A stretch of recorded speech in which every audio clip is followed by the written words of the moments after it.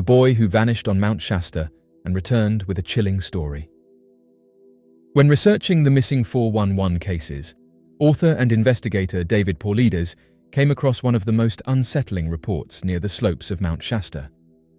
According to David's research, this particular case involved the strange disappearance and reappearance of a boy under bizarre and unexplained circumstances. He received this story after discussing other similar reports on radio talk shows.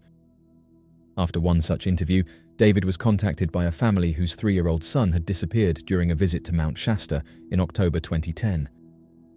Due to the strange nature of what occurred, David chose to conceal the boy's identity, referring to him as John Doe to protect him from public scrutiny or unwanted attention. The family had gone to Mount Shasta for a simple getaway and had set up camp near a popular creek area beneath the mountain. The region was a known spot for fishing and hiking, and the family stayed close to their site throughout the day. John was always nearby and within view of family members. However, around 6:30 in the evening, as the parents were finishing up their fishing, they realized John was no longer in sight.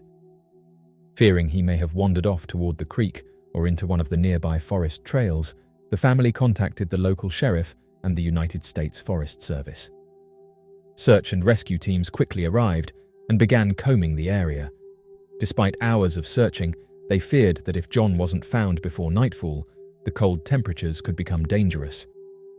Fortunately, at around 11:30 in the evening, John was found lying on top of a thicket of tall shrubs in an area that rescuers claimed had already been searched several times.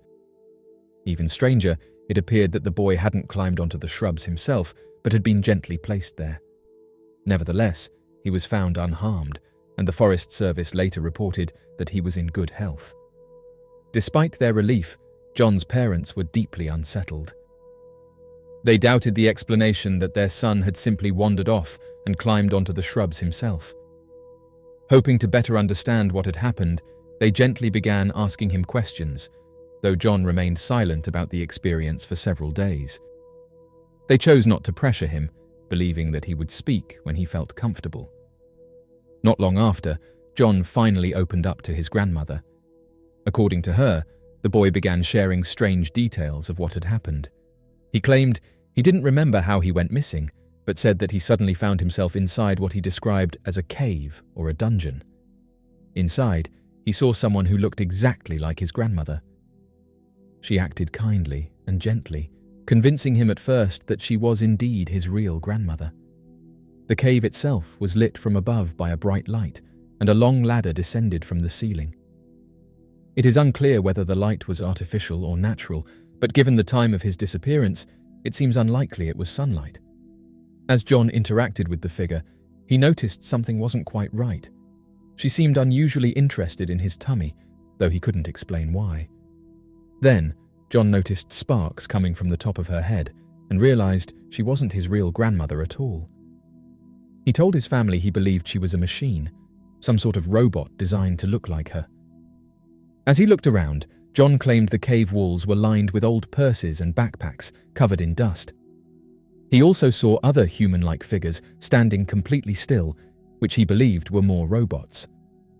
At one point, the woman laid out a sticky piece of paper and asked him to relieve himself on it. John refused, saying he couldn't do that on command. The woman appeared confused by his refusal. John doesn't remember leaving the cave, but his next memory was of being carried and placed gently on top of the shrubs, where rescuers eventually found him. The woman told him to wait there and not to move, and after she left, the search and rescue team appeared. When David heard this account, he decided to speak directly with the grandmother to see if she could shed light on the strange details.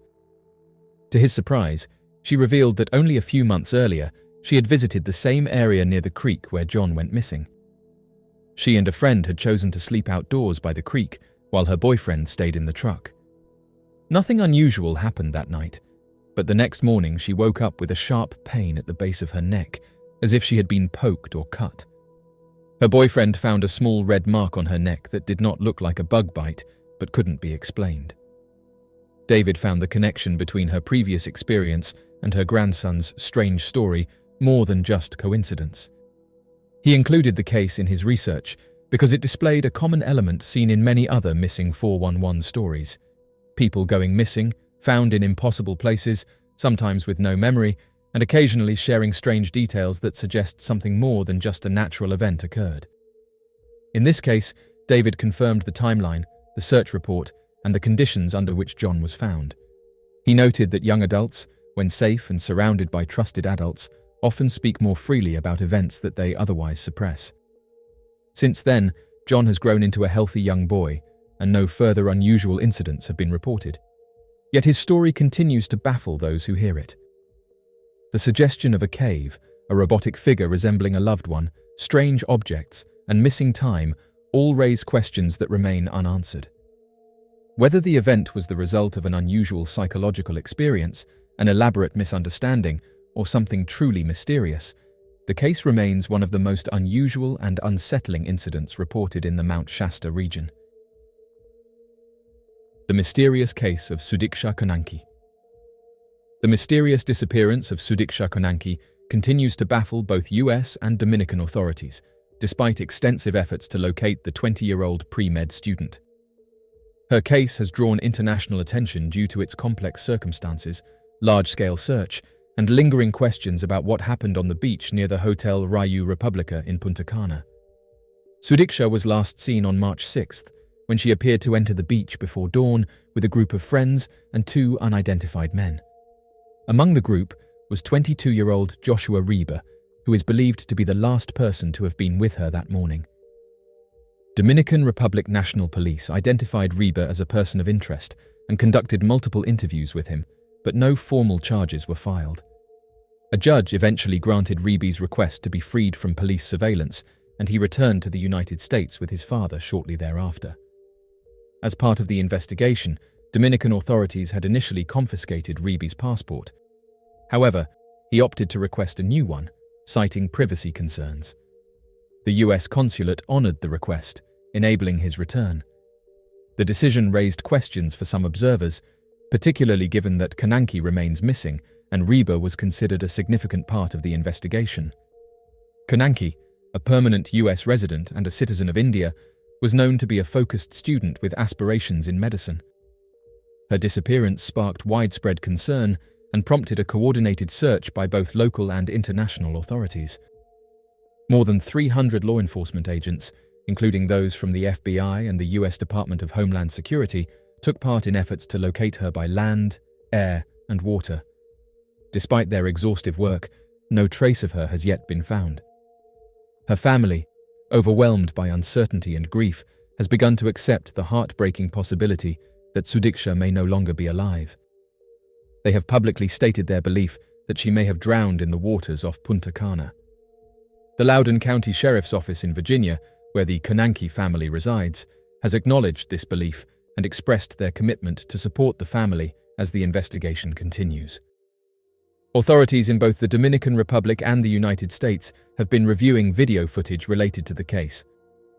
One clip, which surfaced shortly after the incident, appears to show both Kananki and Reer near one another at a bar just hours before her disappearance. The two do not interact in the footage, but both seem visibly unwell, bending over a grassy area as though vomiting. It's unclear whether substances may have played a role in the events that followed, or whether something more troubling occurred. After her disappearance, the family sent official requests to the Dominican authorities asking for her to be declared deceased in order to bring some form of closure. A similar request was also submitted to the Loudoun County Sheriff's Office, highlighting the emotional toll the mystery has taken on her loved ones. While no formal declaration has been made by the Dominican authorities, the search for answers continues. The Indian Embassy in the Dominican Republic has also been involved in the case, offering assistance and liaising with local officials. Their involvement underscores the international significance and diplomatic sensitivity of the situation. The hotel where Kananki had been staying has expressed sympathy and has worked closely with authorities to assist in the search. Hotel management stated their commitment to support the family and the investigators in any way possible. Despite the official efforts and the family's emotional appeals, Sudika's fate remains uncertain. The beach where she was last seen, once a setting of relaxation and celebration, has now become the center of an unresolved mystery that spans multiple countries and agencies. As time passes, the hope for a definitive answer lingers alongside deep questions that may never be fully answered. The case of Sudika Kananki remains a painful reminder of how quickly a moment of joy can turn into a haunting disappearance, and it continues to leave behind a trail of unanswered questions, concern, and heartbreak. This seemingly happy father travelled over 1,000 miles and then vanished. On the evening of March 31st, 2010, 31-year-old Jacob Kavanaaugh disappeared after what seemed like a perfectly ordinary day.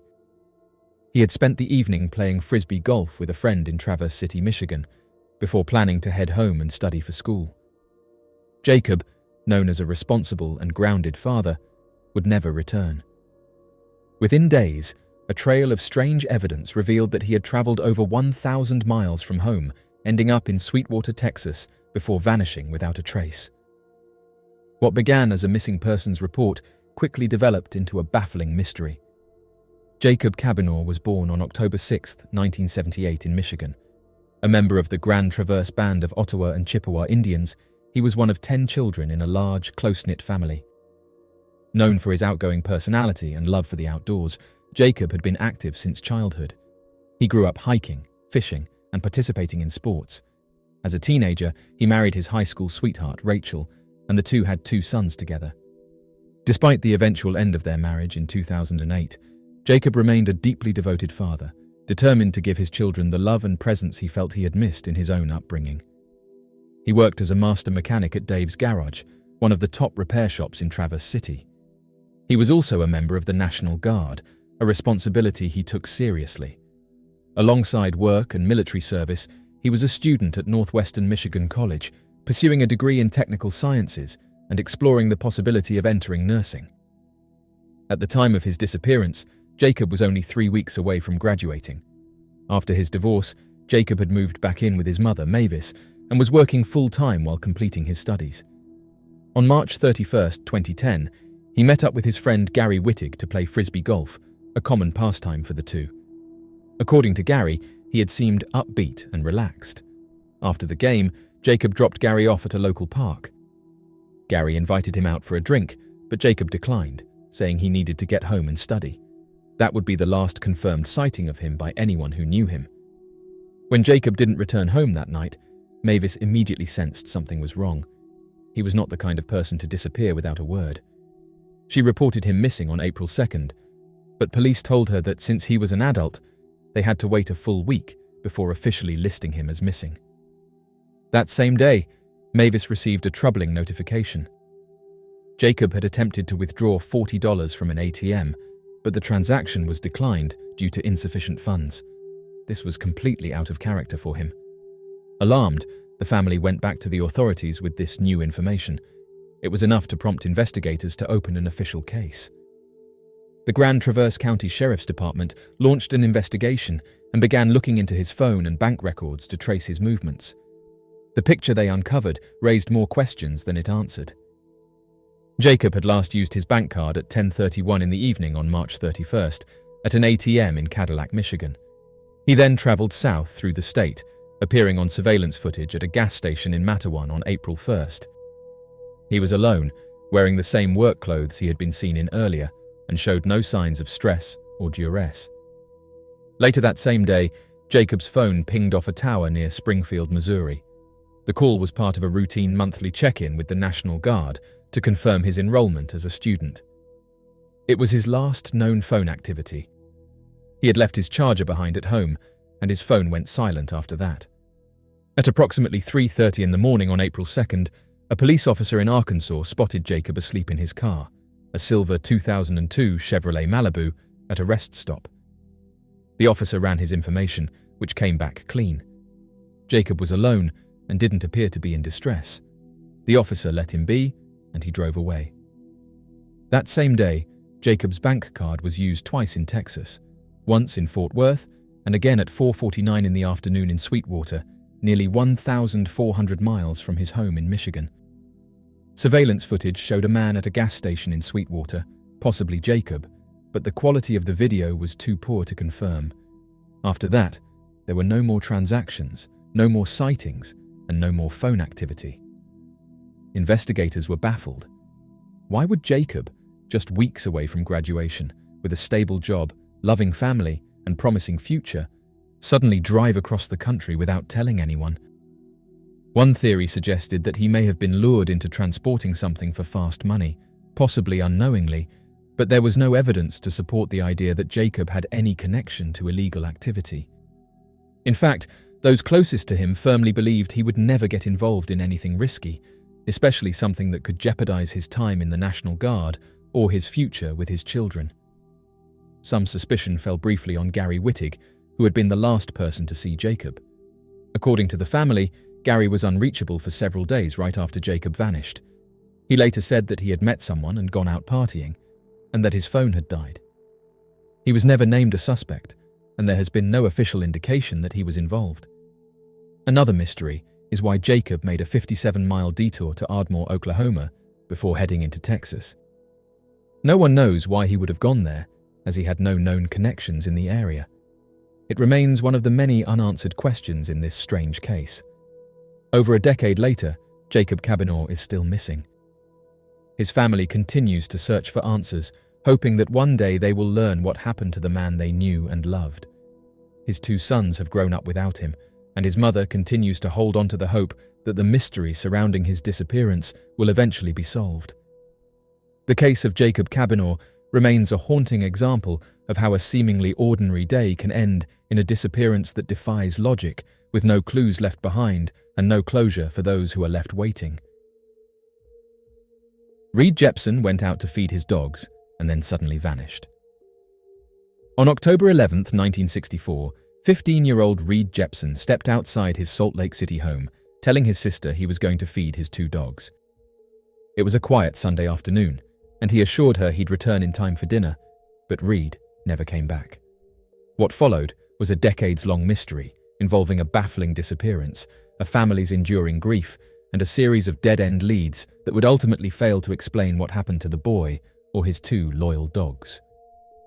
Reer Taylor Jeepson was born on May 28, 1949, into a large and active Mormon family. The Jeepsons were well known in their community, and Reer, one of 11 siblings, stood out as a bright and motivated teenager. He was an Eagle Scout, a good student, and a paperboy. He played football for East High School and had recently celebrated scoring his first touchdown. His passion, however, was training his 2 German short-haired pointers, a grown dog and a puppy, which he often took into the foothills to prepare for bird hunting. On that fateful Sunday morning, the Jeepson family followed their regular routine, attending church together. Afterward, they returned home for lunch. It was shortly after eating that Reer grabbed a can of dog food, told his sister Suzanne his plan, and made the short walk, just about 200 yards, to the family's dog kennels. That was the last time anyone in his family would see or hear from him. Later that afternoon, a friend of Reer's reportedly saw him walking with his dogs near the College of St. Mary of the Wasatch, an area approximately 50 minutes away on foot. The sighting occurred around 1 in the afternoon, and though no other verified sightings would follow, it stands as the final known moment of Reer's movements. By evening, when Reer had failed to return home, his family grew deeply concerned. They contacted the Salt Lake City Police Department and filed a missing persons report. A massive search effort was launched involving the police, volunteers, and the Jeepson family. They scoured the surrounding neighborhoods and foothills, retracing Reer's known routes and paths he frequently traveled with his dogs. Despite the wide coverage and the urgent response, no trace of Reer, nor his dogs, was ever discovered. Not a single item of clothing, no footprints, and no belongings were recovered, leaving investigators without any solid clues. There was speculation about Reer carrying money with him that day. According to one report, he may have had around $60 saved from his paper route, which was a significant amount at the time. If true, it raised further questions. Why would he take so much money with him for a simple walk to feed the dogs? The motive for carrying that sum remained unclear. There were several unconfirmed sightings of dogs resembling Reer's over the following days. However, law enforcement quickly dismissed these as mistaken identity. One of the dogs had previously gone missing and returned 2 weeks later, but whether this event had any connection to Reer's case remained uncertain. At one point, police looked into the possibility that Reer had traveled out of state. A tip suggested he might have gone to Missouri to visit a girl he had met during a previous summer spent working on a ranch, but this theory was eventually ruled out, with no evidence found to support it. A more troubling development came when a neighborhood friend of Reed's reportedly accused Reed's older brother, John Jeepson, of being involved in the disappearance. A detective took John out for a drive, questioning him thoroughly about his knowledge of Reed's whereabouts. John firmly denied any involvement, stating he had no idea where his brother had gone. After that conversation, he was never questioned again, and the investigation moved on without further focus on him. Despite multiple leads and extensive efforts from law enforcement and the Jeepson family, the case went cold. Reed's sudden disappearance, paired with the fact that both of his dogs vanished alongside him, added to the sense of mystery. It was as if all three had simply vanished from the earth, leaving no trail behind.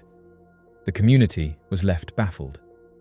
Reed was a well-liked and responsible teenager with no reason to run away, no troubling behavior, and no known conflicts. As the years passed, the case remained unsolved. Time chipped away at any remaining evidence, and with no new leads, the story faded from public attention. Yet for Reed's family, the mystery never ended. They continued to hope for answers, clinging to the possibility that someone, somewhere, knew what had happened on that October day. The case of Reed Jeepson stands as one of Salt Lake City's most enduring mysteries. It continues to haunt both the local community and those who research missing persons cases. Reed's parents and several of his siblings have since passed away, never learning what became of their son and brother. Today, the story remains a painful reminder of how quickly someone can vanish without a trace, and how some questions, no matter how deeply investigated, may never receive answers. The mystery of Angie Hammond. On the night of April 4, 1991, 20-year-old Angie Hammond vanished under chilling and unexplained circumstances in Clinton, Missouri. What began as a quiet evening ended in a disturbing mystery that has haunted the community for decades. Angie, a young woman who had everything to look forward to, an engagement, a baby on the way, and a loving family, was last heard screaming on a payphone as a strange man took her, leaving behind only fragments of a terrifying story. Born on February 9, 1971 in Kansas City, Angie Hammond was the eldest of two children. In 1975, her family relocated to Clinton, Missouri, to be closer to relatives and receive added support. Angie was described as cheerful, energetic, and full of life. As she grew older, her love for people and her bubbly personality made her a cherished figure among friends and family. At the time of her disappearance, Angie was attending Central Missouri State University and living with her fiancé, Rob Schaefer. Their relationship was loving and supportive, and when Angie discovered she was pregnant, Rob proposed. They had moved into a mobile home together and were planning a future that included marriage and raising their child. Rob was also planning to join the military later that year, a decision they both saw as a step towards stability. On April 4, 1991, Angie and Rob attended a family barbecue at her mother's home. Afterward, she dropped Rob off at his parents' house so he could babysit his younger brother. Around 11:15 in the evening, she called him from a payphone located in the food barn parking lot, just 7 blocks away. She told him she was too tired to go out again and would instead go home and take a bath. During their call, Angie noticed something unusual. A green Ford pickup truck began circling the block repeatedly, eventually parking near her. The driver, a man described as scruffy with a beard, a moustache, and dressed in overalls and a baseball cap, exited the vehicle and began shining a flashlight around as though searching for something. The truck had a distinct image of a fish leaping out of water painted on the back window, an unusual detail that would later stand out in witness accounts. Angie mentioned the man to Rob during their call, expressing concern about his strange behavior. When she offered to let him use the phone, the man declined. Moments later, Rob heard his fiancée scream, followed by the ominous voice of the man saying, "I didn't need to use the phone anyway." The call cut off abruptly, sending Rob into a panic. Rob ran from the house, jumped into his car, and drove toward the payphone. On the way, he saw a green pickup truck heading in the opposite direction, and to his horror, he heard Angie cry out his name from inside. In a desperate attempt to chase the vehicle, Rob threw his car into reverse. The sudden movement damaged the transmission, but he managed to pursue the truck for nearly 2 miles before his car broke down. He watched helplessly as the truck disappeared with Angie inside. Despite the trauma, Rob provided investigators with a partial description of the truck's license plate. He believed it began with XY. He also described the vehicle and the suspect in detail. His account, initially met with some skepticism, was later corroborated by physical evidence and other witness statements. The vehicle's transmission was found to be damaged, just as Rob claimed, and several witnesses reported seeing a green pickup truck with a similar fish mural parked in the area that night. Authorities launched an extensive investigation. The Missouri State Highway Patrol searched land and air, following every lead they could find. Hundreds of green Ford trucks were checked, but none matched the one Rob described. Despite a huge effort, neither Angie nor the truck were ever located. Rob, who had passed a polygraph test and cooperated fully with law enforcement, was eventually cleared of any suspicion. The Hammond family stood by him, confident in his innocence and devastated by Angie's disappearance. Over time, multiple tips came in from across the country and even as far as Canada. One particularly intriguing tip surfaced in September 1991, months after Angie had gone missing. A man named Russell Smith claimed he had seen her in Selkirk, Manitoba.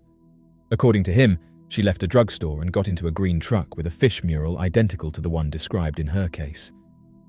At the time, Smith didn't realize the significance of what he had seen until a month later, when he came across a missing persons poster with Angie's photograph. However, like many of the leads in the case, this tip could not be substantiated. Despite the ongoing efforts of law enforcement and the tireless dedication of her family and friends, Angie Hammond's fate remains unknown. Her disappearance remains one of Missouri's most baffling unsolved mysteries. The case gained national attention and was even featured in television segments, including crime-focused documentaries and missing persons programs.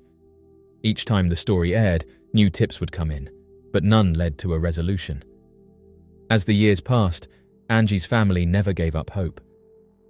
They have continued to seek answers and keep her memory alive, with the hope that someone, somewhere, might have seen something or knows the truth. They believe that no detail is too small, and that even after decades, a single piece of evidence could change everything. Angie's case is a sobering reminder of how quickly lives can be altered and how vital it is to remain vigilant. Despite being surrounded by familiarity, her hometown, her family, her loving fiancé, she vanished without a trace. What happened in those final moments remains a haunting question for those who loved her, and for a community that still remembers. Today, Angie Hammond is remembered not just as a missing person, but as a beloved daughter, sister, and fiancé whose life was filled with promise. Her story continues to be shared in hopes that someday the truth will finally come to light. This ranger disappears in Coconino National Forest. David Barclay Miller was just 22 years old when he vanished without a trace in the Red Rock Secret Mountain Wilderness area of Arizona. An experienced hiker and a newly employed forest ranger, David had everything going for him: a promising career, a deep love of nature, and a supportive family. On May 19, 1998, he set off on a solo hiking trip during his scheduled time off and was never seen again.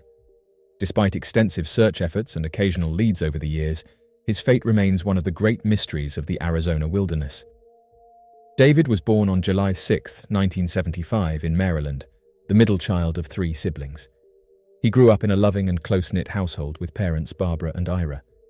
Though his brother and sister both lived with a rare bone disorder, David did not have the condition himself. Sadly, his sister passed away in 1984. This loss affected the family deeply and perhaps contributed to David's sensitive and compassionate nature. Described by friends and family as thoughtful, kind, and full of energy, he had a deep appreciation for the natural world from a young age. As he grew older, David spent much of his free time exploring the outdoors. He kayaked along the rugged coastlines of Maine, camped on remote islands, and backpacked through the forests of New England and the Pacific Northwest. His passion for nature went hand in hand with his academic interests. He attended Bates College in Maine and majored in religion, focusing particularly on Native American spirituality.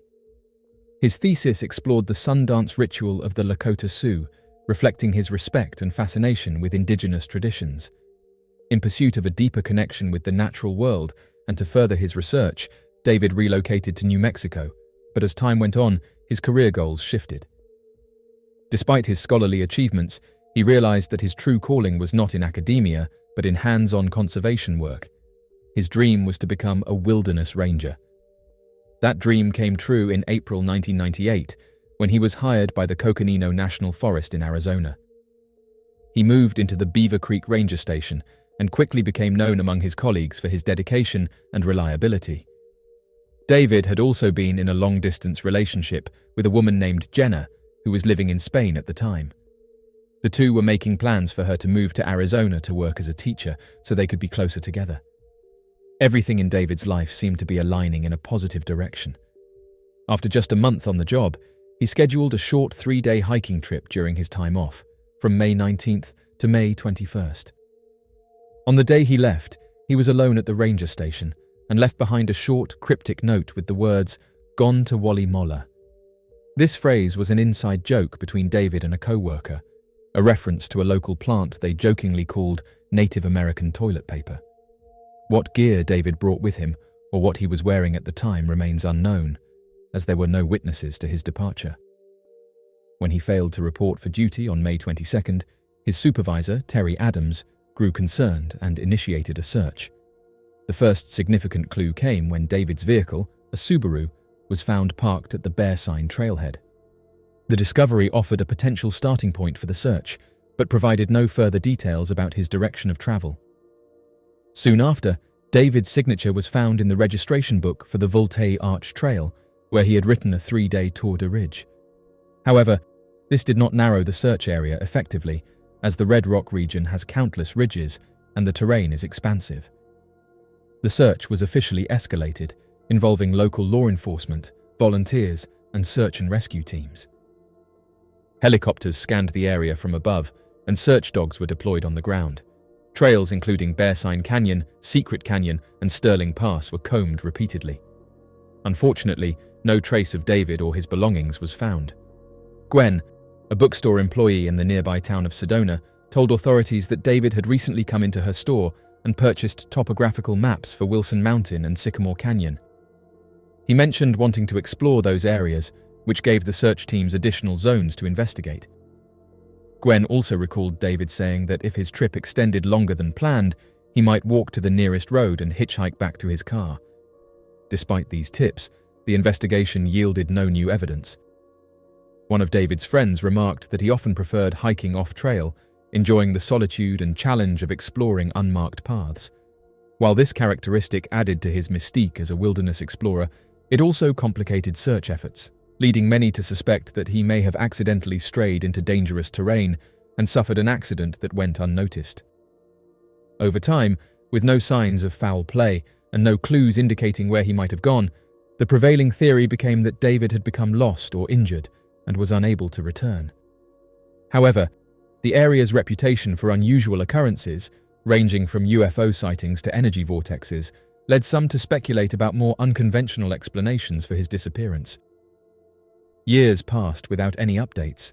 Then, in 2022, an unexpected discovery sparked renewed interest. A hiker came across an old campsite deep in Secret Canyon. Among the items found were clothing, some of which dated back to the late 1990s, and a few personal belongings. The sheriff's department spent over 300 hours investigating the site, hopeful that it might be linked to David. However, DNA testing on a pair of pants recovered from the scene showed no relation to David's mother, ruling out the possibility that they belonged to him. The site's connection to David was ultimately dismissed, and the mystery remained unsolved. To honor his legacy and contributions to conservation, a trail in the Coconino National Forest was eventually renamed in David's memory. Today, his family still waits for answers, holding on to hope that someday they will know what happened to their son and brother. David Barclay Miller's disappearance remains one of Arizona's most haunting wilderness mysteries, a case where the trail quite literally went cold, leaving only questions behind. The mysterious case of Michael Kerr. The case of Michael Kerr remains one of the more troubling and mysterious incidents to have taken place along the south coast of New South Wales. On January 4, 2024, just before 4:20 in the morning, Michael Kerr, a 51-year-old man, was found unconscious with multiple injuries at the intersection of Hay Avenue and Warragee Street in Nora. Emergency services arrived swiftly and performed CPR in an effort to stabilize him, but despite their efforts, he later passed away in hospital. Following the incident, New South Wales Police established Strike Force Lodder to investigate the circumstances around Mr. Kerr's untimely passing. As part of their ongoing investigation, officers released CCTV footage capturing the final known movements of Mr. Kerr. The footage showed him walking south along Kinghorn Street in the early hours of that morning, just moments before he was discovered injured.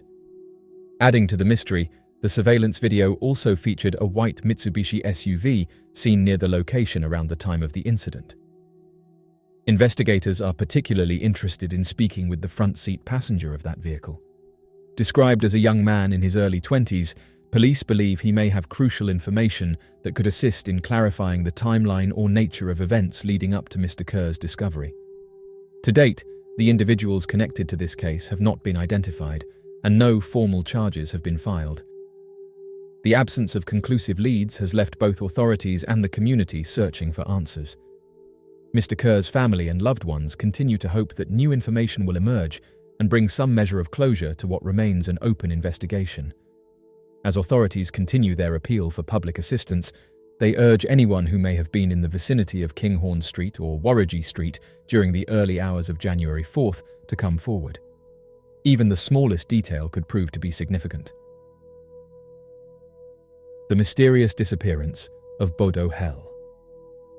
The mysterious disappearance of Austrian writer Bodo Hell has left both the literary community and the residents of the Dachstein region searching for answers. At 81 years old, Bodo Hell is not only an established author, but also a well-known figure in the Alpine community, where he spends his summers caring for livestock and writing from his hut. His connection to the high mountain landscape is deeply personal, making his sudden and unexplained absence all the more unsettling. Bodo was last seen on Friday morning at approximately 11 in the morning in the Alpine region between Grafenbergalm and Heilbronner Kreuz. He had reportedly told passing hikers that he was heading off to search for his cattle in the rugged terrain. That brief interaction would be the last known contact anyone had with him. According to reports from the Upper Austrian Police and the Obertraun Mountain Rescue Service, his phone has been unreachable since that morning, and he never arrived at his expected destination. When he failed to return to his hut, concern quickly grew. The alarm was raised by Sunday, and search efforts were launched that same day. Emergency services quickly mobilized, involving multiple agencies including the Upper Austrian and Styrian mountain rescue teams, local Alpine police, and even helicopters from both the Salzburg and Graz police forces.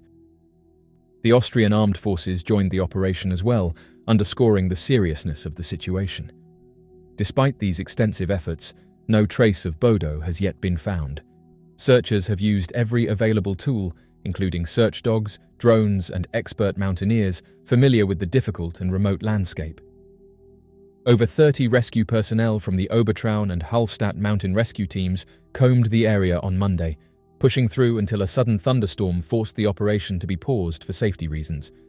The unpredictable mountain weather, combined with Bodo's familiarity with lesser-known paths and trails, has made the search especially difficult. The Dachstein-Krippenstein region, known for its beauty and its challenging terrain, is not unfamiliar to Bodo. Over the years, he has walked its paths and written in its silence, developing a close relationship with the land, but it is also this very knowledge that complicates the situation. According to rescuers, he is known to venture off the main trails, opting for secluded and less accessible routes, which has made the search effort feel like looking for a needle in a haystack. Adding to the poignancy of the situation is Bodo Hell's stature as a respected literary figure. This year, he was awarded the Styrian Literature Prize, highlighting his contribution to Austrian culture and the literary arts. Born in Salzburg, Bodo's unique blend of a pastoral life in the mountains and an intellectual life in literature set him apart as a figure who bridges two worlds. His summers spent herding cattle and crafting prose from an alpine hut have become part of his personal mythology, one now shadowed by this sudden vanishing. The community that surrounds Bodo, both locally and in the broader cultural landscape, is deeply concerned. Friends, family, and fellow writers are left hoping for answers, even as nature and circumstance present mounting challenges. The mystery of what happened on that Friday morning remains unsolved. Was it a misstep, an unexpected health episode, or something yet to be understood? Search efforts are expected to continue as weather allows. For now, the high plateau of the Dachstein holds its secrets, and a well-known figure of both pen and pasture remains missing in the place he cherished most. As each day passes, the hope for clarity and a safe return grows ever more urgent. Until then, the disappearance of Bodo Hell stands as both a human and poetic mystery, marked by silence in a place where he once found inspiration and purpose. Paperboy Eugene Wade Martin's mysterious disappearance. On the morning of August 12, 1984, 13-year-old Eugene Wade Martin began what should have been a routine day delivering newspapers in Des Moines, Iowa. As he had done many times before, he arrived early to collect his stack of newspapers for the Des Moines Register, took a seat to begin folding them, and prepared to head out on his route. But this day would be far from routine. Eugene never completed his deliveries. His undelivered papers were later found abandoned, and the boy himself was never seen again. Eugene's disappearance quickly drew public attention, especially because of its eerie similarity to another case in the same city just 2 years earlier. In 1982, 12-year-old Johnny Gosch vanished under remarkably similar circumstances while delivering newspapers in the same area. Then, in 1986, a third young boy named Mark Allen also went missing from Des Moines, further fueling the belief that something far more sinister was taking place. Born on August 17, 1970, Eugene was a quiet and thoughtful teenager who enjoyed spending time outdoors, fishing and skateboarding. Friends and family described him as polite and dependable. He had recently taken on the paper route as a way to save up money to spend at the upcoming Iowa State Fair. He was known for being responsible, and the job suited him well. Eugene usually delivered papers with his older brother, but on this particular day, his brother had spent the night with a friend, leaving Eugene to do the route alone. Witnesses later confirmed seeing Eugene at approximately 5:15 in the morning collecting his papers. Around the same time, he was seen speaking with a man who has never been identified.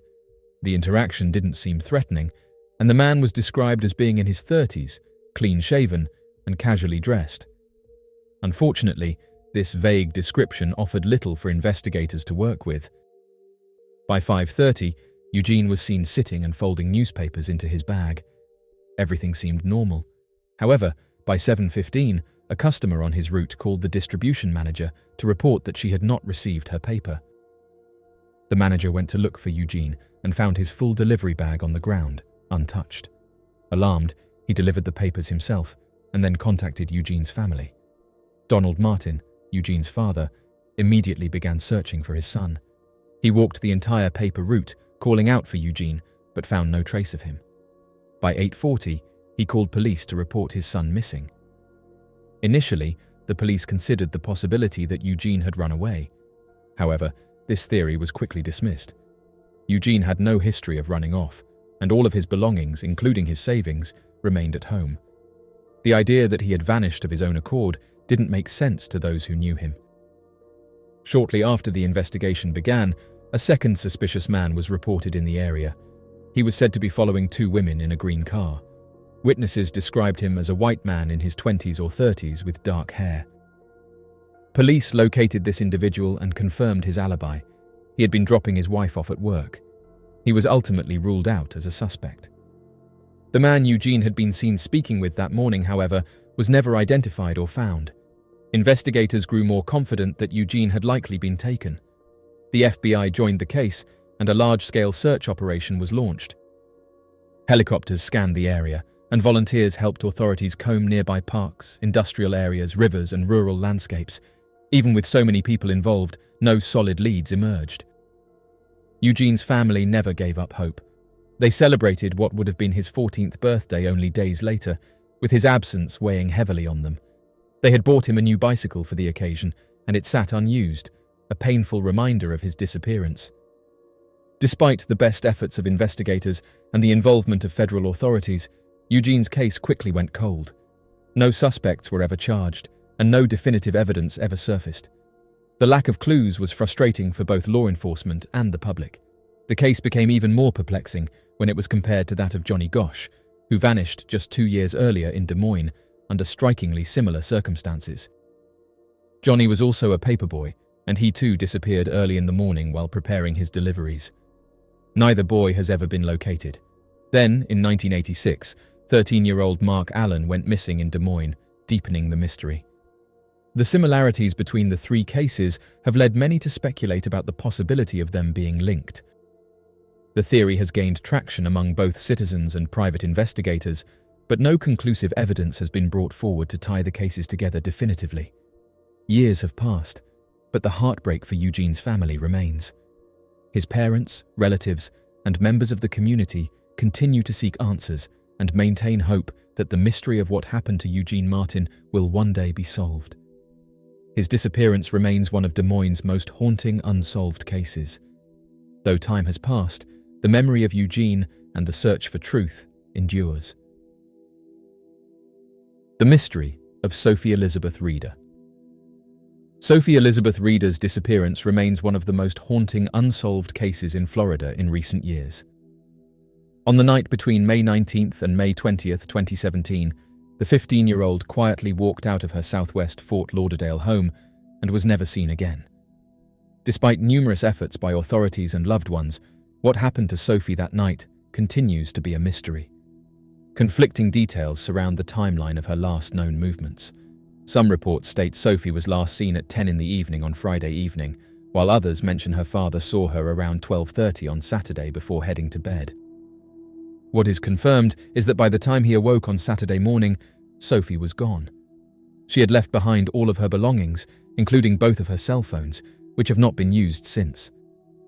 Surveillance footage captured her walking down West Davie Boulevard in the Stranahan area, wearing headphones.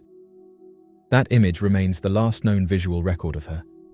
Sophie stood at 5'1" and weighed between 110 to 120 pounds.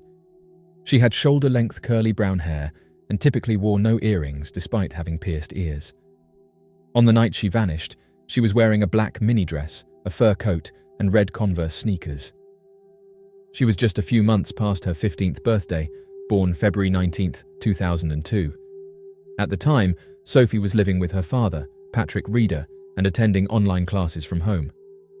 However, she continued to spend time near Stranahan High School, where she had briefly been enrolled. Authorities believe that despite attending school from home, she remained socially active in the area. This information would later become important as investigators looked into her possible connections and whereabouts before she disappeared. As the investigation progressed, authorities uncovered troubling details. Information recovered from Sophie's computer suggested she may have been communicating online with individuals who could have had ill intentions. Police believe that she may have been lured away that night by someone she had been interacting with over the internet. Her previous history added to this concern. Sophie had run away once before but returned home the following day. This time, however, she did not come back. 2 months after she went missing, law enforcement officials executed a search warrant on a property near Stranahan High School, close to where Sophie had last been seen. The home had been under scrutiny, as it was in an area she was known to frequent. Investigators conducted a thorough search, dusted for fingerprints, and interviewed 3 men connected to the residence. They confiscated 25 cell phones, 2 computer towers, various rounds of ammunition, and a pair of headphones resembling those seen in the surveillance footage. Despite these findings, no arrests were made, and no concrete leads emerged from the operation. Sophie's family remains heartbroken and desperate for answers. Her father has shared that she was going through personal struggles, though much of what she may have been dealing with was never fully communicated. That silence, combined with the secrecy surrounding her final moments, has left her family and community with far more questions than answers. Over the years, media coverage of Sophie's case has diminished, and few new developments have come to light. With no public updates or breakthroughs, her case appears to have gone cold. Despite this, her loved ones continue to hope that someone, somewhere, may hold information that could lead to her being found or offer closure. The disappearance of Sophie Elizabeth Reeder highlights the vulnerability of people in the digital age and the hidden risks that can exist behind online interactions. It also underscores the importance of ongoing awareness and support for families searching for their missing loved ones. For now, Sophie's story remains a painful reminder of a life interrupted and a mystery still waiting to be solved. Mysterious tunnel found within the Great Pyramid. In one of the most intriguing discoveries made in recent years, scientists have identified a mysterious chamber hidden within the Great Pyramid of Giza. The chamber, which measures around 9 meters in length, was uncovered using a technique known as muography, a non-invasive scanning method that allows researchers to peer deep into ancient structures without disturbing their integrity. Muography involves the use of muons, which are subatomic particles naturally created when cosmic rays interact with the Earth's atmosphere. These particles can penetrate dense materials, but they behave differently depending on the density and structure of what they pass through. By tracking the movement of muons through the Great Pyramid, researchers from the Scan Pyramids project were able to detect areas where the particles move more freely, indicating the presence of an unknown void or chamber. The newly found space is not accessible by conventional means, and there is no current entrance from the outside. After confirming the anomaly, the team carefully inserted a tiny camera, known as an endoscope, through a narrow gap between the stones near the main entrance of the pyramid. This camera, just 6 millimeters wide, was able to capture visual evidence of the chamber for the very first time.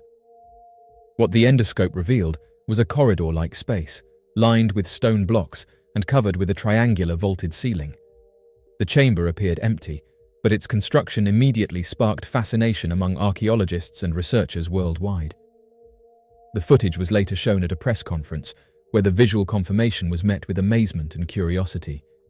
Mustafa Waziri, the head of Egypt's Supreme Council of Antiquities, addressed the discovery with cautious excitement. He suggested that the corridor may have been designed to help relieve pressure on the pyramid's structure near the main entrance. Alternatively, it could lead to another as-yet undiscovered chamber deeper within the monument. Waziri emphasized that further scanning and exploration will continue to determine the corridor's full purpose and what may lie beyond it. The Great Pyramid, also known as the Pyramid of Khufu or Cheops, has long been a subject of fascination.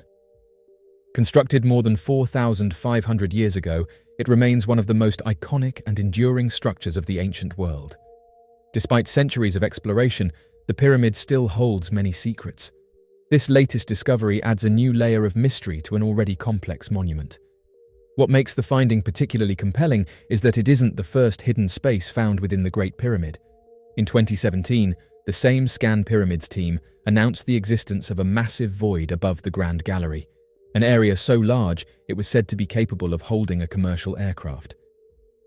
That space also remains unexplored and has led to numerous theories about its purpose. The latest corridor's presence has renewed debates surrounding how the pyramids were constructed and what knowledge the ancient Egyptians may have possessed.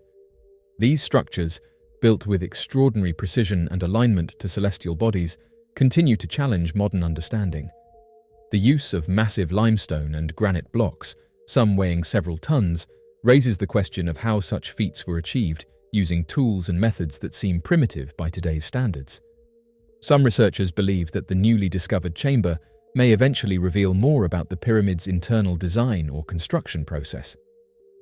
Others speculate it could serve a more symbolic or spiritual function, as the ancient Egyptians placed great importance on the afterlife and believed that the pharaoh's soul would ascend to the heavens through carefully aligned passages within the pyramid. Whatever its purpose, this hidden corridor proves that even after thousands of years, the Great Pyramid of Giza continues to surprise and mystify. As technology advances, tools like muography offer new ways to explore these ancient wonders without damaging their structure. With further scanning and exploration on the horizon, the potential for even more astonishing discoveries remains very real. In the heart of Egypt's desert, the Great Pyramid still guards its secrets, silent, steadfast, and ever compelling. The Mystery of Mike Degrrui. American documentary filmmaker Mike Degrrui has greatly advanced our knowledge of the secrets of the ocean with his amazing underwater photography. Among his other noteworthy accomplishments, the identification and recording of an undersea saline pool is among the most fascinating. Scientists and viewers were enthralled with this amazing phenomena, which is also referred to as a lake inside the sea, which highlighted the intricacies and marvels of aquatic habitats. Degrrui immediately became well known in the world of wildlife films, thanks to his exceptional ability to blend scientific knowledge with cinematic flair. He collaborated with esteemed institutions like the BBC and National Geographic during his career, winning multiple accolades for his contributions.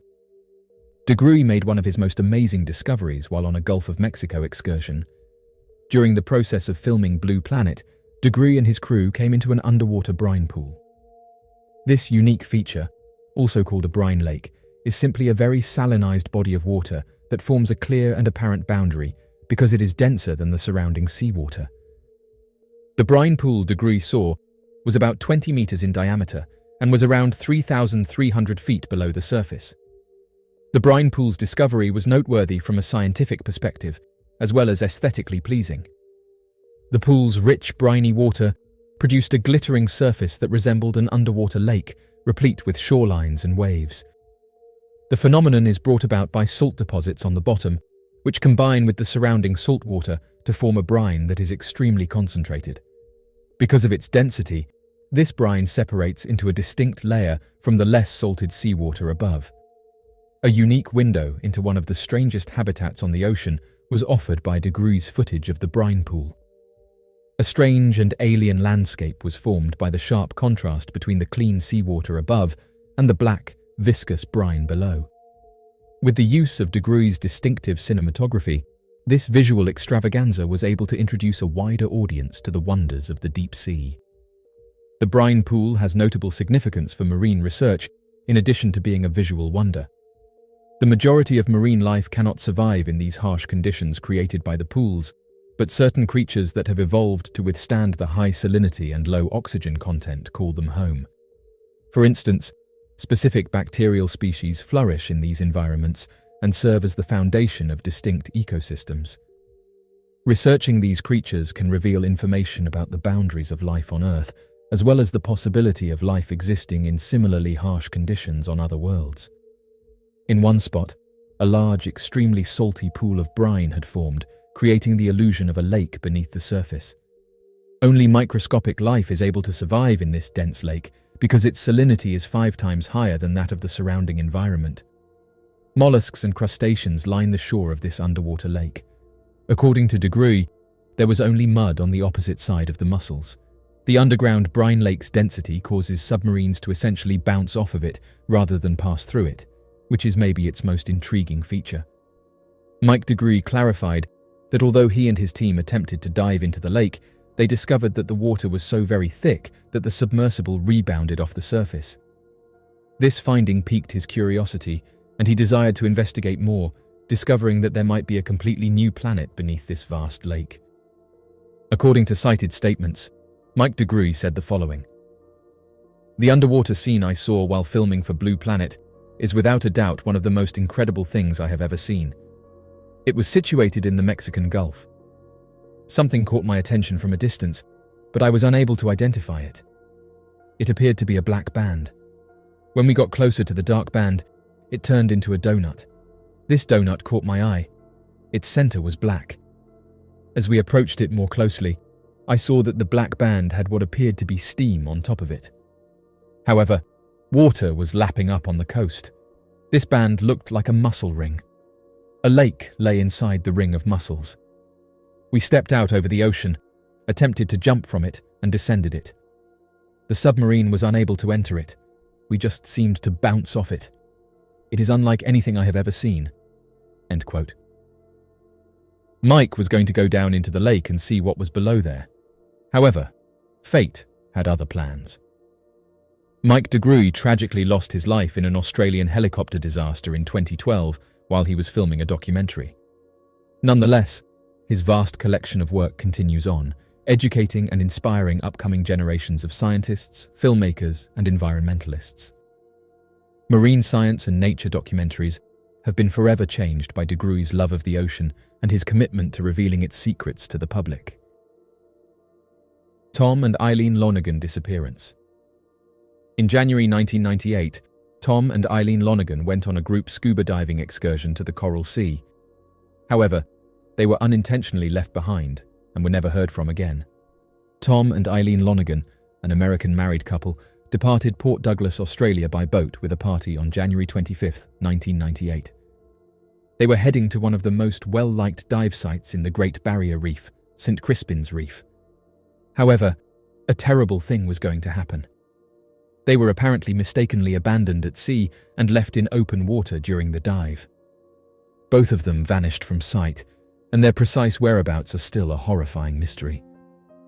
After spending a year in Fiji as Peace Corps volunteers, Tom and Eileen were returning home on that late January day. On their journey, they made a detour in Queensland, Australia, so they could dive the greatest coral reef system in the world. The scuba boat carried 26 tourists who were booked through the diving business Outer Edge. The boat's skipper, Jeffrey Nairn, took the lead as they sailed to their target, which was located 25 miles off the coast of Queensland. The travellers entered the Coral Sea by donning their diving equipment and jumping in. That's about all that is discernible about Tom and Eileen Lonergan. It's possible that the couple will break the surface after around 40 minutes of scuba diving. They see nothing except a bright blue sky and ocean that stretches to the horizon. There isn't a boat ahead or behind, just two lost divers who discover their crew has abandoned them. It is not always fatal to leave divers behind. However, in this instance, it took too long for someone to realize that Tom and Eileen weren't on the returning boat. Unsettlingly, diving weights were discovered at the bottom by another Outer Edge-led dive group that visited the location the day after the event. One of the crew members merely called the discovery a bonus find.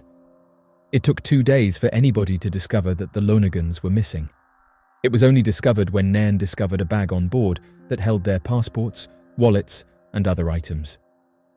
There was a major search underway as alarm bells rang. Rescue crews from the air and the sea searched for the pair lost for 3 days. The search included participation from civilian vessels as well as the Navy. Part of the Lonergans' dive equipment washed up on the beach, discovered by rescue personnel. Among these was a dive slate, a device for taking notes underwater. Their parents denied this theory, claiming that the entries had been misinterpreted. Most people agreed that the pair drowned or was devoured by sharks, as a result of being dehydrated and confused. Coroner Noel Noonan accused Nairn of unlawfully taking the life of the individuals in a pending court case. Noonan stated that the skipper should ensure safety measures are carried out and be vigilant for the safety of passengers.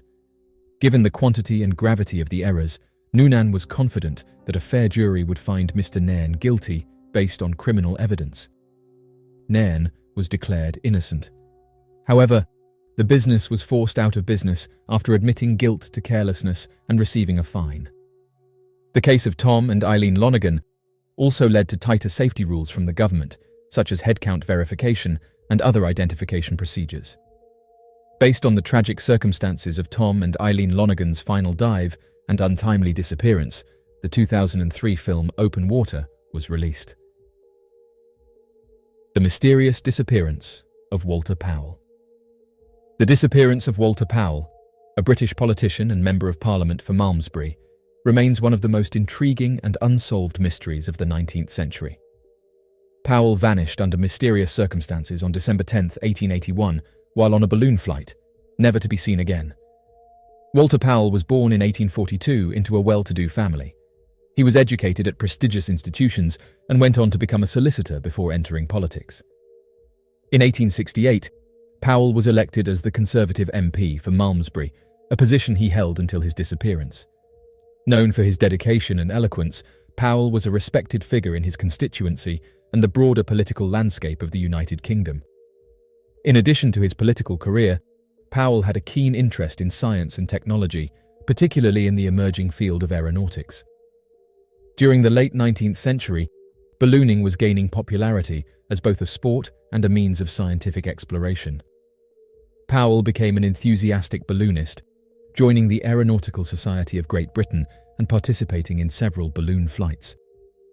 His passion for aeronautics was well known, and he often spoke about the potential of ballooning to advance scientific knowledge and improve communication. On December 10, 1881, Powell embarked on what would be his final balloon flight. Accompanied by Captain Alfred Templar and Mr. Arthur Agg Gardner, Powell took off from Bath in a balloon named Saladin. The trio intended to make a routine flight and return within a few hours. However, The weather conditions that day were far from ideal. Strong winds and thick fog quickly enveloped the balloon, making navigation difficult. As the balloon drifted over the Bristol Channel, it became apparent that the situation was becoming perilous. Witnesses on the ground reported seeing the balloon struggling against the elements, being pushed further out to sea. In an attempt to regain control, Powell and his companions jettisoned ballast to ascend above the fog, but the effort was in vain. The balloon continued to drift out of sight, and the last visual contact with Saladin was reported near the coast of Wales. Captain Templar and Mr. Ag Gardner managed to survive the ordeal. They recounted that the balloon had descended dangerously low over the choppy waters of the channel.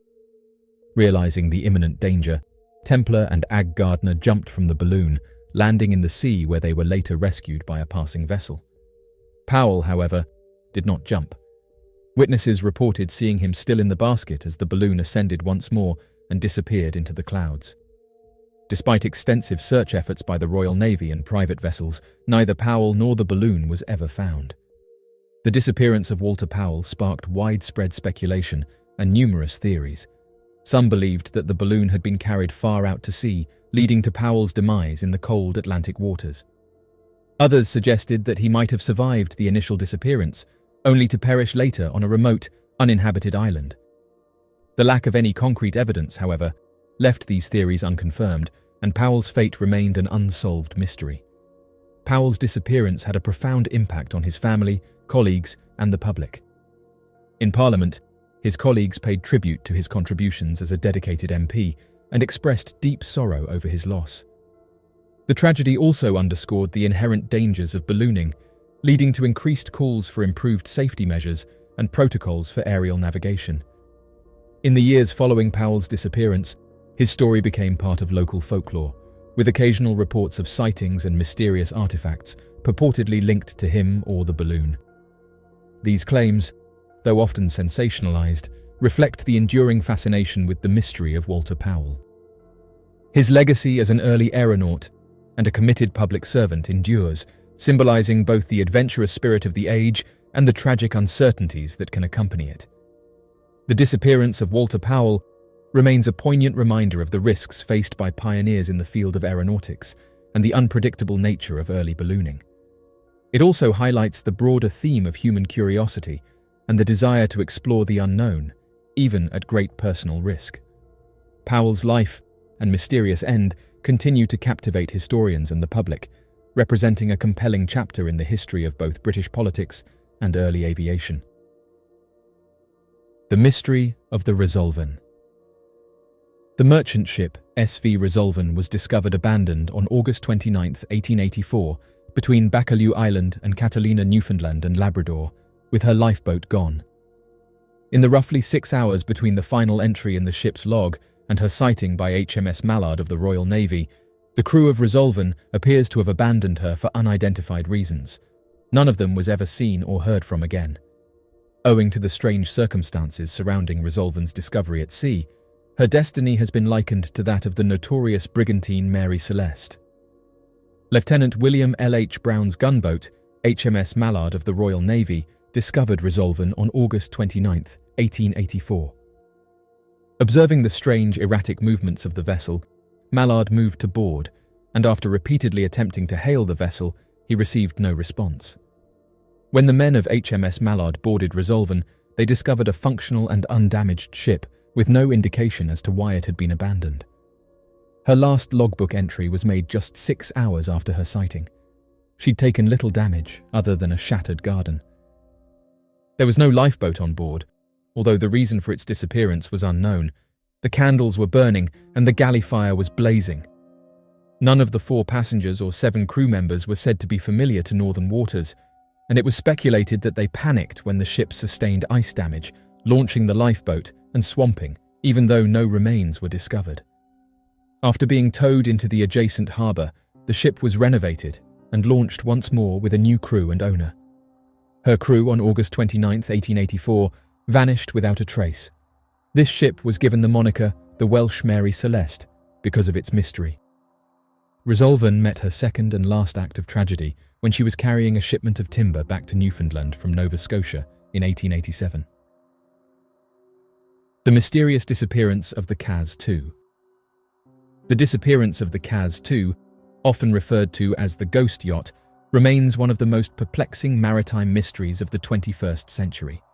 In April 2007, the Kaz-2 was discovered adrift off the northeastern coast of Australia, near the Great Barrier Reef, with its three-man crew missing without a trace.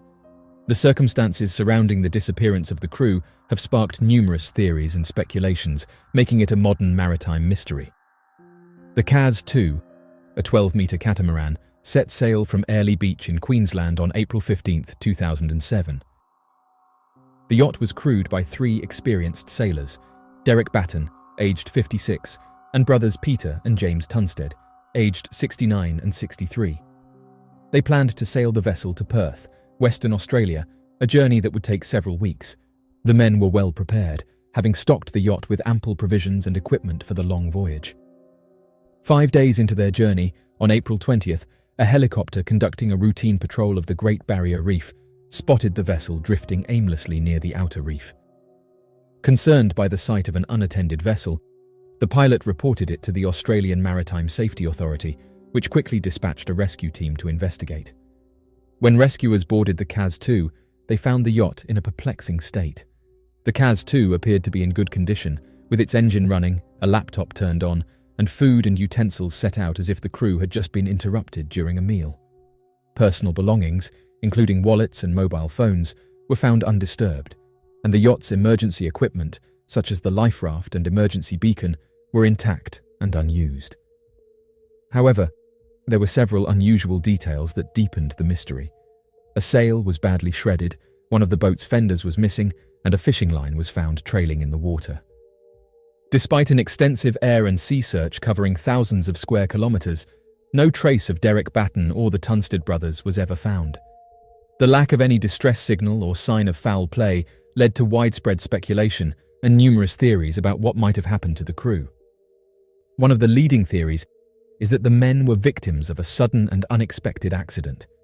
Some speculate that one of the crew members may have fallen overboard while trying to fix the tangled fishing line, and the others, in an attempt to rescue him, also ended up in the water. This scenario is supported by the fact that the yacht's small dinghy was still securely attached, suggesting that the men did not attempt to leave the yacht in a controlled manner. Another theory suggests that the crew might have encountered adverse weather conditions or a rogue wave, which could have caused one or more of them to be swept overboard. The shredded sail and missing fender could indicate that the Kaz-2 had encountered rough seas. However, weather reports from the time do not support the occurrence of severe weather conditions in the area during the period in question. There is also speculation that the men could have been victims of piracy or foul play. However, the lack of any evidence of a struggle or theft, combined with the fact that the yacht was found in an area not typically associated with piracy, makes this theory less plausible. The official inquest into the disappearance of the Kaz-2's crew, conducted by the Queensland Coroner's Office, concluded in 2008 that the most likely scenario was that one of the men had fallen overboard while attempting to free the fishing line, and the others had met a similar fate while trying to rescue him. The coroner noted that the yacht's autopilot would have continued to steer the vessel on its course, leaving the men stranded in the water. Despite the coroner's conclusion, the mystery of the Kaz-2 endures. The case has been compared to the famous maritime mystery of the Mary Celeste, another vessel found adrift with its crew missing under unexplained circumstances. The story of the Kaz-2 has captivated the public and inspired various media portrayals, including documentaries and investigative reports. As of right now, the disappearance of the Kaz-2's crew remains one of the most compelling and unresolved maritime mysteries of recent times. The well-prepared and experienced sailors vanished without a trace, leaving behind a yacht in near-pristine condition, but with puzzling anomalies. While the official investigation suggested an accidental fall overboard as the most likely cause, the lack of definitive evidence has kept the mystery alive. The story of the Kaz-2 serves as a stark reminder of the unpredictable and sometimes perilous nature of the sea and the enduring allure of unsolved mysteries that capture our imagination. The disappearance of Joshua Slocum. On November 14th, 1909, or soon after, Joshua Slocum became the first person to sail around the globe by themselves. He was an American adventurer and sailor who was naturalized from Nova Scotia and was also a well-known writer. His travelogue, Sailing Alone Around the World, was published in 1900 and quickly rose to international bestseller status. When he vanished in November 1909, he was traveling in his boat, the Spray. On one of his customary winter journeys, Slocum sailed in the Spray from Vineyard Haven, Massachusetts, to the West Indies on November 14, 1909. Also, he had mentioned that he was eager to begin his next journey, which would involve visiting the Amazon, Rio Negro, and Orinoco rivers. Nobody ever heard from Slocum again. His wife reported to the newspapers in July 1910 that she thought he was lost at sea.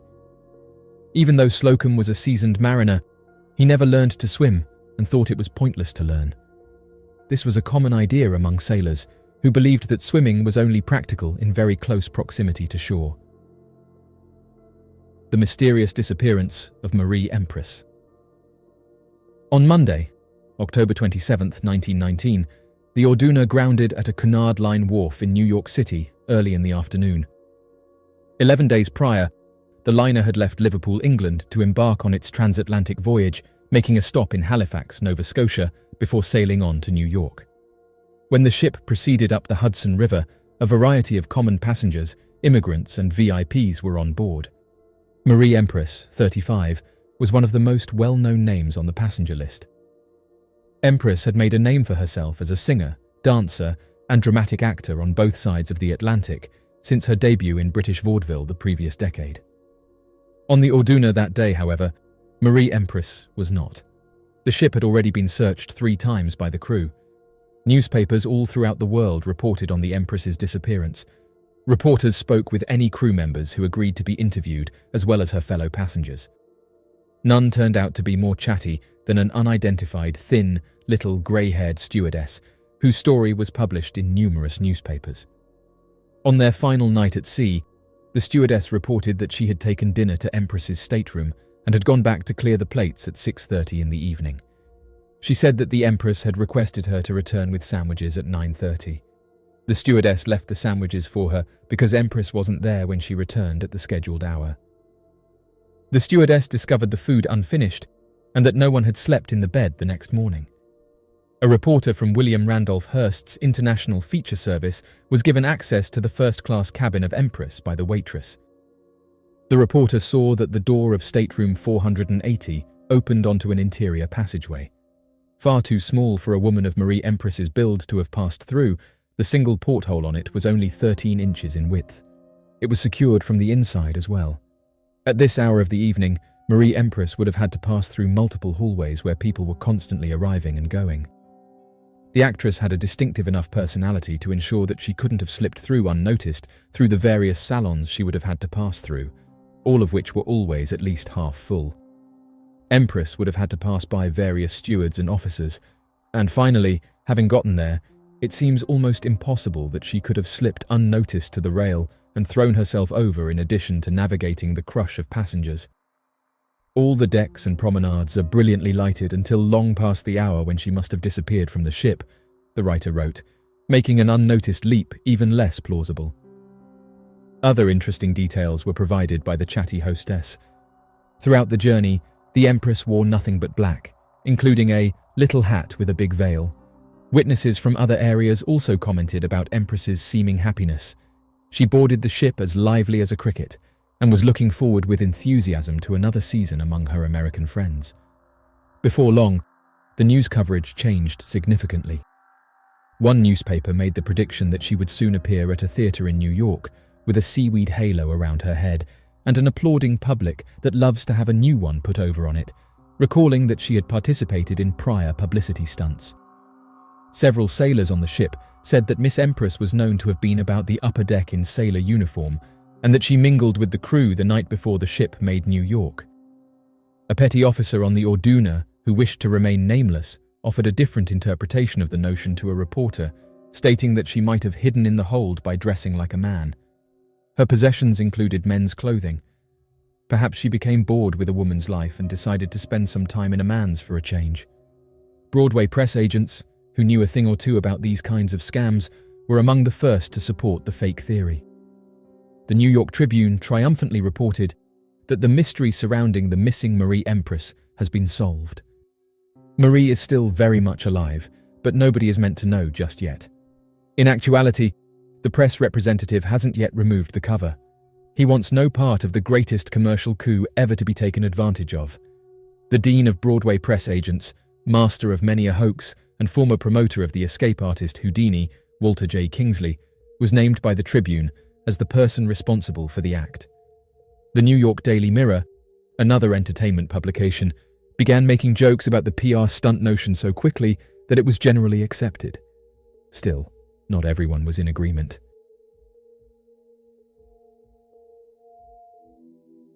Wiltshire, a county in southwest England, is renowned for its historical landmarks and strange phenomena. In addition to its famous crop circles and ancient megaliths like Stonehenge, Wiltshire is now the site of an intriguing modern mystery, an egg-shaped metallic UFO sighting. This event, which occurred in the middle of a private field, has captivated both the local population and UFO enthusiasts, who have stated that over the last few decades, more and more of these oval-shaped UFOs are being witnessed, leading to a variety of interesting theories to be put forward.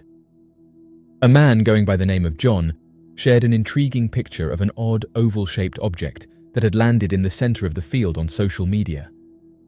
When he first drew closer, he claimed he thought it might have been a drone or something blimp-like, but he was unable to make out what he was seeing. The individual claimed that the encounter took place in Wiltshire, England, a region well known for being a hotbed for UFO sightings. The location of the object was on private land, in the middle of a sizable field. The man claimed that although it is not visible in the picture, there are several signs to the left informing people that this is private land and barbed wire dividing the field from the road. The object's details emerged as he got closer. It was a metallic oval that was shiny and about the size of a small vehicle, lying peacefully on the ground.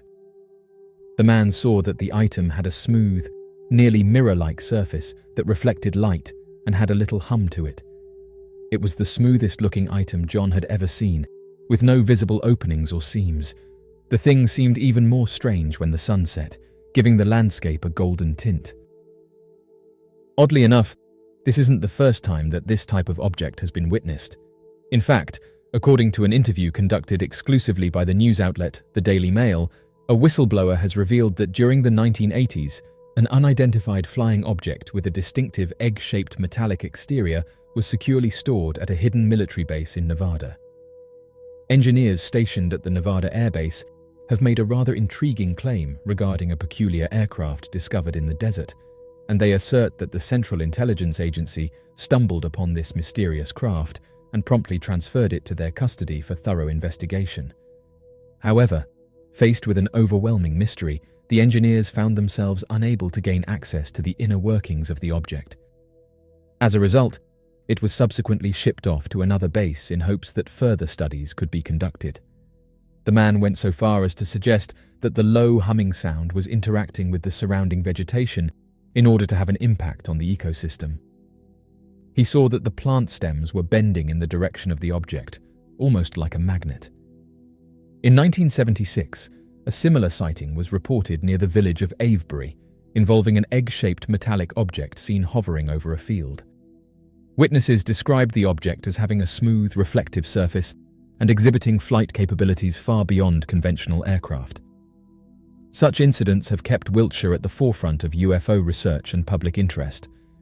The more commonplace theories put out by skeptics were atmospheric occurrences or optical illusions, and they also contended that psychological variables such as sleep deprivation or increased suggestibility brought on by the area's mystical reputation might have impacted John's report. Several doubters suggested that since the item was observed on a farmer's property, it might have been a piece of farming equipment in use. However, believers have said that UFO sightings above farmland are not a new phenomenon, adding that reports of strange objects in the sky date back to ancient times, but the modern era of UFO sightings began in the mid-20th century. Rural areas, including farmland, have frequently been the settings for these encounters, possibly due to the clear visibility and lack of light pollution that such locations provide. One of the earliest and most famous cases occurred in 1950 in McMinnville, Oregon. Paul and Evelyn Trent captured photographs of a metallic disc-shaped object hovering over their farm. These images remain some of the most credible and widely studied UFO photographs to this day. A compelling theory posits that these egg-shaped UFOs may actually be drones, serving as reconnaissance or exploratory vehicles for larger, more complex motherships. The concept of drones, or unmanned aerial vehicles, is well established in human technology. Modern drones are used for various purposes, including surveillance, scientific research, and military operations. By extrapolating from our own technological advancements, it is conceivable that an advanced extraterrestrial civilization could employ similar, yet far more sophisticated technologies. Egg-shaped metallic UFOs are often described as exhibiting flight characteristics that surpass current human capabilities, and these include rapid acceleration, sudden changes in direction, and silent operation. Such capabilities suggest the use of advanced propulsion systems, possibly involving anti-gravity or inertial dampening technologies. If these smaller craft are indeed drones, they could be designed for optimal maneuverability and efficiency, enabling them to navigate diverse environments and gather data with precision. Reports of egg-shaped metallic UFOs often describe them as small, compact, and highly maneuverable. Witnesses frequently note their seamless, reflective surfaces and the absence of visible means of propulsion, and these features align with the idea of a drone designed for stealth and efficiency. For instance, the 1964 New Mexico sighting by police officer Lonnie Zamora involved a small, egg-shaped craft with unusual markings. The object was seen landing and then taking off at high speed, leaving behind physical evidence such as burn marks and depressions in the ground. Similar reports from various parts of the world describe small, agile UFOs that appear to be conducting detailed surveys or inspections of the environment. UFO researchers that have spent decades looking into these mysterious aircrafts have suggested that these egg-shaped metallic UFOs are indeed drones, and that their design and operation might serve several potential purposes.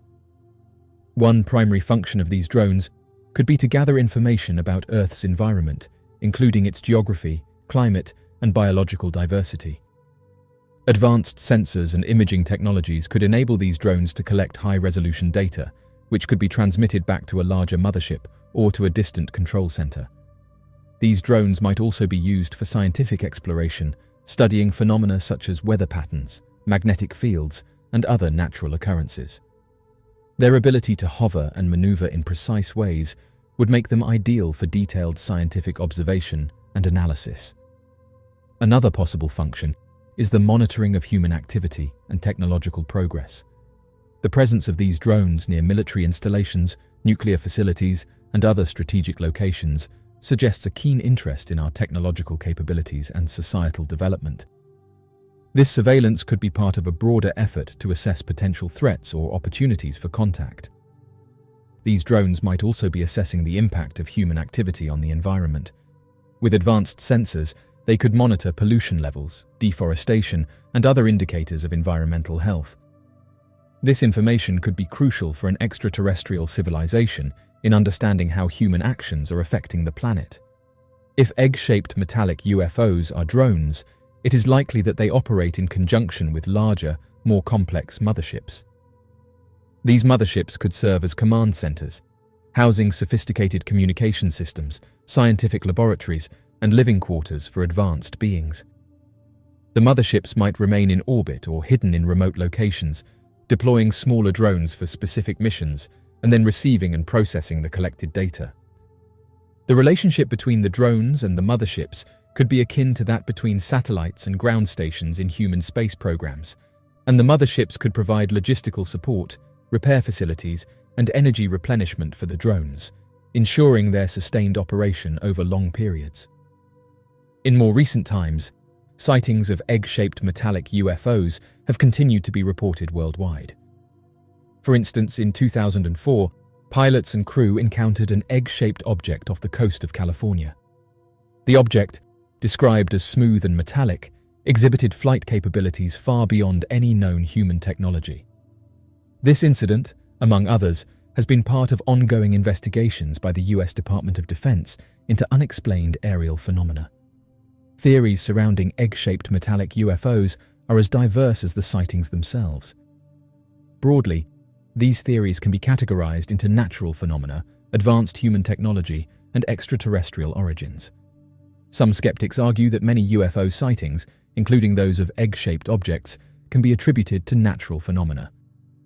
These explanations include atmospheric conditions, optical illusions, or misidentified man-made objects such as weather balloons or conventional aircraft. However, this theory often falls short in explaining sightings involving high-speed maneuvers, sudden accelerations, and other characteristics that defy known physical laws.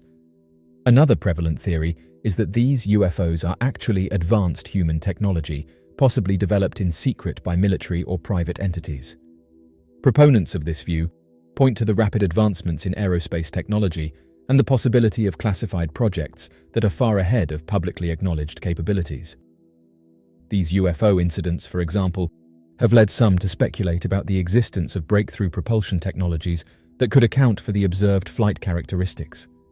The most tantalizing and widely discussed theory is that egg-shaped metallic UFOs are of advanced origin. Advocates of this hypothesis argue that the advanced flight capabilities and behaviors observed in many sightings are indicative of technology far beyond human reach. This theory is bolstered by the lack of conclusive evidence tying these objects to any known human source. Furthermore, the presence of similar sightings across different cultures and time periods suggests a pattern that transcends mere coincidence or hoaxes. The impact of egg-shaped metallic UFOs has been profound, and many websites that track unidentified object sightings have said that this type of UFO sighting is on the rise. Public interest in UFOs has been further ignited by recent developments, such as the release of previously classified US government documents and the establishment of official programs to investigate unexplained aerial phenomena. These initiatives have lent a degree of legitimacy to the study of UFOs, encouraging more serious consideration of the subject within both scientific and governmental circles. In addition to their influence on popular culture, egg-shaped metallic UFOs have also had a tangible impact on scientific inquiry. Researchers in fields ranging from aerospace engineering to theoretical physics have been drawn to the challenge of explaining the extraordinary flight characteristics reported in many sightings. This has led to innovative ideas and theories, some of which may eventually contribute to advancements in human technology. Due to the amount of sightings that have been reported by eyewitnesses above Wiltshire in England, this location now has a reputation as a hotspot for UFO sightings, attracting the attention of researchers, enthusiasts, and curious tourists from around the world. Wiltshire's association with the mysterious dates back millennia, with its iconic ancient sites such as Stonehenge and Avebury. These megalithic structures have long been linked to astronomical observations and otherworldly connections, setting a cultural backdrop that primes the region for modern UFO lore. One of the most compelling UFO cases in Wiltshire occurred in 1965 near the village of Warminster. Residents reported a series of strange noises and unexplained aerial phenomena, leading to what is now known as the Warminster Thing. Over several years, hundreds of sightings were reported involving mysterious lights, cigar-shaped crafts, and flying discs. This period of intense activity firmly established Wiltshire in the annals of UFO history. In the decades since, sightings have continued to be reported across the county. Various theories have been proposed to explain why Wiltshire experiences a high concentration of UFO sightings. These theories encompass natural phenomena, human-made objects, and the possibility of extraterrestrial visitation. The most intriguing theory is that some sightings represent genuine encounters with mysterious aircrafts that can't be explained. Proponents argue that the advanced flight characteristics and behaviors observed in many Wiltshire UFO sightings suggest technology far beyond human capabilities. The persistent and detailed nature of some reports lends credence to the idea that Wiltshire might be a focal point for extraterrestrial surveillance or contact. Wiltshire's reputation as a UFO hotspot has had a significant impact on local culture and tourism, and the county has embraced its mysterious status, with numerous events, tours, and attractions catering to UFO enthusiasts and curious visitors. Annual UFO conferences and gatherings in towns like Warminster and Marlborough draw speakers and attendees from around the world, fostering a community of researchers and believers. These events often include lectures, workshops, and skywatching sessions, contributing to the local economy and promoting Wiltshire as a centre for UFO research. As of right now, Wiltshire's status as a UFO hotspot is a fascinating blend of historical intrigue, modern sightings, and cultural impact. While explanations for the high frequency of UFO reports range from natural phenomena to advanced human technology and extraterrestrial visitation, the allure of the unknown ensures that Wiltshire remains a focal point for UFO enthusiasts and researchers. Robert Widmer, an aeronautical engineer, spoke with Nick Cook about the intense levels of secrecy and security he experienced in his line of work. He said the following: "At the time, the CIA was the authority. I won't go into too much detail, but the way I had to live my life, the things I had to do, and how I conducted myself with my family and my self-worth was very unbelievable. Not only was it restrictive, but it was counter to my conscience and morals and so forth. Black program secrecy is a real thing, and someone can do it for a small window for their career, but it's not what I would call a good formula over a long haul. It's not just counter-creative, but it's counter against understanding one another. The degree they went through to hold the secrecy is unbelievable. It frightened me." End quote. Robert Widmer passed away shortly after this interview. Aeronautical engineer Robert Widmer was a trailblazer in the field of aircraft technology, and his contributions to the very successful American military aircraft design, such as the flying boats and the strategic bombers, are what made him most famous. Additionally, he invented and designed the Tomahawk cruise missile. Lockheed Martin, one of the largest aerospace and defense contractors in the world, has long been at the forefront of technological innovation in aviation and space exploration. Given its extensive history and capabilities, some speculate that the company could possess or have knowledge of unidentified flying objects. And this is backed up by the number of whistleblowers who have come forward and talked about the company owning this type of technology. According to aerospace insiders and researchers, Lockheed Martin may be participating in cutting-edge projects because of the remark made following a UCLA presentation to 3 Disclosure Project witnesses. In reality, there are allegations that defense contractor Lockheed Martin may have had pieces or remnants of crashed mysterious objects in its custody, according to former Nevada Senator Harry Reid, a well-known figure in the Democratic Party prior to his retirement. Oddly enough, shortly after this statement, he would pass away. Enthusiasts of extraterrestrial occurrences have expressed great interest in and conjecture over these purported fragments. Reid revealed to reporters that he was never able to see firsthand any tangible proof of the purported remains. He tried to get approval from the Pentagon to find and look into these remains, but he was turned down every time. Remarkably, Reid was a senator from Nevada, the state home of the mysterious military installation long suspected of harboring unexplained flying objects and possibly even extraterrestrial life forms. Media reports state that he disclosed that he had been aware of the existence of some recovered materials that Lockheed possessed for a considerable amount of time. He tried to obtain classified approval from the Pentagon in order to obtain access to these materials. With this approval, he would have been able to view the papers in person, but in spite of his best efforts, the Pentagon refused to grant the required authorization. One of the central claims made by UFO enthusiasts and some former military personnel is that recovered advanced crafts have been reverse-engineered to develop new technologies. If such claims are true, Lockheed Martin, with its deep ties to the US military and its cutting-edge research facilities, would be a likely candidate for such endeavors. The US government has a history of conducting classified projects, often referred to as black projects. These projects are typically highly secretive, with funding and details obscured from public and even congressional scrutiny. Lockheed Martin has been a key contractor for many of these black projects, raising questions about what undisclosed technologies the company might be developing.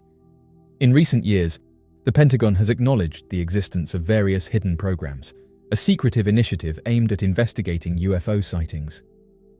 The release of videos showing unidentified aerial phenomena exhibiting extraordinary flight characteristics has reignited public interest and speculation about the nature of these objects. Given Lockheed Martin's close relationship with the Department of Defense, it is plausible that the company could be involved in analyzing or even reverse engineering these UAPs.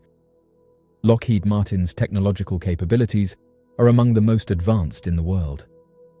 The company's research and development efforts span a wide range of cutting-edge technologies, including stealth, hypersonic flight, and advanced materials.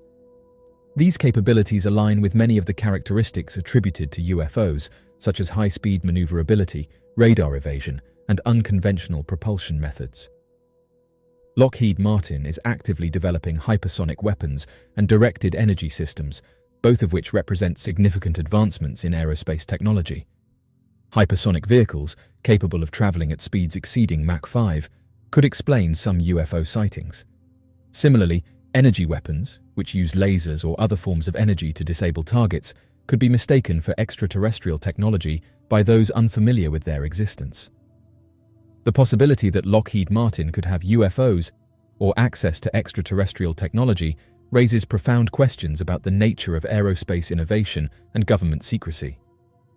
While there is no definitive evidence to confirm these claims, the company's history of advanced projects, involvement in black projects, and technological capabilities make it a plausible candidate for such speculation. The increasing public interest in UFOs and the recent declassification of related materials suggest a growing demand for transparency from both governments and private contractors like Lockheed Martin. Greater transparency could help demystify many aspects of advanced aerospace research and potentially confirm or refute the existence of extraterrestrial technology.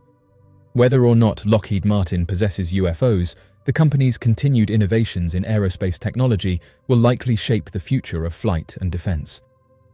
Understanding the true extent of these advancements requires balancing national security interests with the public's right to know about developments that could have significant implications for society and our understanding of the universe. As of right now, while the idea that Lockheed Martin could have UFOs remains speculative, the company's legacy of innovation, involvement in secretive projects, and advanced technological capabilities provide a fertile ground for such theories. As public interest in UFOs grows, and more information becomes available, we may gain a clearer understanding of the mysteries surrounding unidentified flying objects and the role of aerospace giants like Lockheed Martin in uncovering these mysteries. Many individuals have questioned why numerous covert programs have been established throughout the years to look at UFOs if they aren't real. The modern era of UFO sightings began in 1947, although thousands of UFO reports were made before this, predating the Wright brothers. Various projects have been opened with the sole purpose of investigating these mysterious aircrafts, along with assessing the potential threat posed by these sightings. Interestingly enough, the majority of these incidents were never explained, while only a few were explained as misidentifications or natural phenomena. One of the primary reasons for the persistent investigation of UFOs is national security. During the Cold War, the US and the Soviet Union were engaged in an intense technological and military rivalry. Unidentified objects in the sky were seen as potential threats, possibly advanced aircraft or surveillance devices developed by adversaries, and the inability to identify these objects created a sense of vulnerability. For instance, the US military's interest in UFOs during the 1950s and 1960s was partly driven by the fear that these sightings could be linked to Soviet advancements in aviation technology. Interestingly, during World War II, both Allied and Axis pilots reported mysterious aerial phenomena known as Foo fighters. These sightings, characterized by unexplained lights and objects that followed aircraft, puzzled military personnel and scientists alike. Despite various attempts to explain these occurrences, the majority of Foo fighter sightings remain unexplained, adding to the enduring intrigue surrounding UFO phenomena. Foo fighters were typically described as glowing orbs of light, sometimes appearing as red, orange, or white spheres that followed or surrounded Allied aircraft. Pilots reported that these objects seemed to exhibit intelligent control, matching the speed and maneuvers of the aircraft they followed. Unlike conventional aircraft or known weaponry of the time, Foo fighters did not display any signs of propulsion or weaponry. The sightings were not confined to one specific region or theater of war. Reports came from pilots flying over Europe, the Pacific, and even North Africa. The frequency and consistency of these reports suggested that Foo Fighters were not merely figments of imagination or isolated incidents, but rather a widespread phenomenon. This led to the establishment of secretive programs aimed at collecting data, analyzing sightings, and ensuring that any potential threats were understood and mitigated. The secretive nature of military operations during the war also contributed to the difficulty in resolving the mystery. Many reports and investigations were classified, limiting the dissemination of information and collaboration among scientists and researchers. The declassification of wartime documents in recent decades has shed some light on Foo Fighter sightings, but many details remain obscured by the passage of time and the incomplete nature of historical records. Beyond national security, the scientific community has shown a persistent interest in UFOs. While many scientists remain skeptical, the unexplained nature of some sightings intrigues researchers. Secret programs often serve as platforms for scientific exploration, attempting to apply rigorous methods to understand these phenomena. Public perception and pressure have also played a significant role in the ongoing investigation of UFOs. High-profile sightings and media coverage generate public interest and demand for answers. Governments, in response, establish investigative programs to address these concerns, maintain public trust, and prevent hysteria. Secret programs investigating UFOs also serve as valuable intelligence-gathering tools.